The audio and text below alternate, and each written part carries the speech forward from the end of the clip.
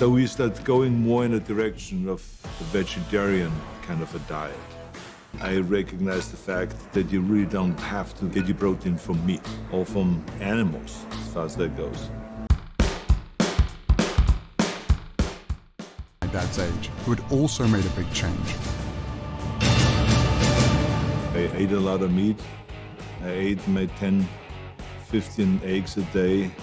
And, I had my 250 grams of protein a day because I weighed 250 pounds. One and only Arnold Schwarzenegger. But as I got older and as I started reading up on it, I recognized the fact that you really don't have to get your protein from meat or from animals, as far as that goes. So we start going more in a direction of a vegetarian kind of a diet.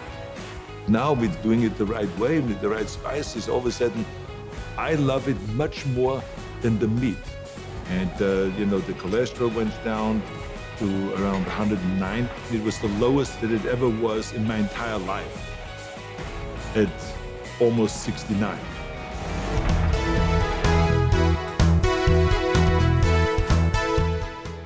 I've never eaten a piece of meat in my entire life. And I've never had an issue with testosterone. I've gotten blood tests and all my levels are right where they need to be. And clearly I don't have any trouble building muscle. Studies comparing men who eat animal foods with men who don't have consistently demonstrated no difference in testosterone levels. I found this hard to believe, since plant-based diet often includes soy products, which I'd always been told were loaded with estrogen.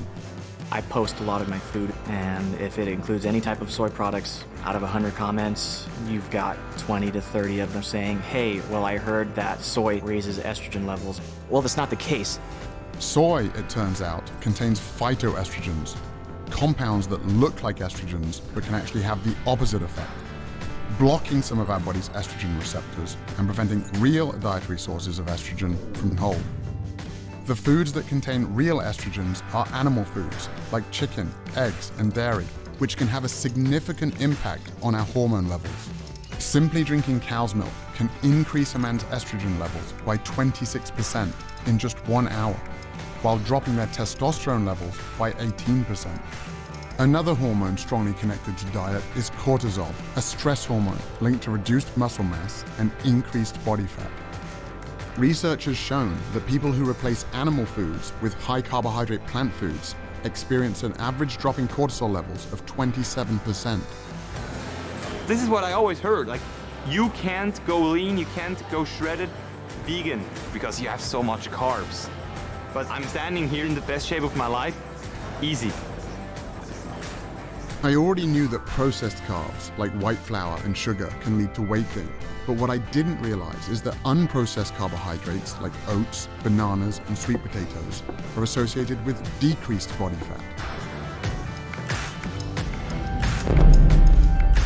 An 8-week weight training trial also found that those consuming a normal amount of carbs gained 2.9 pounds of muscle mass, while those in the low-carb group actually lost muscle. A typical bodybuilding diet is a very low-carb diet. So these guys that haven't had a carb in 2 weeks, they're walking around like zombies. I'm backstage eating all the carbs that I want. They're like, how are you eating that right now when you look this shredded? What we eat has a major impact on our health and our well-being in every way we can measure. People who eat a diet that's high in animal protein have a 75% increased risk of premature death from all causes and a 400 to 500% increased risk of death from most forms of cancer, prostate, breast, colon cancer, as well as type 2 diabetes. The amino acids that come from animal sources tend to make our cells rev up and multiply faster. For example, there is accumulating evidence that high consumption of proteins from dairy sources is related to a higher risk of prostate cancer. That chain of cancer causation actually seems pretty clear. Cancer has been linked to other animal foods as well.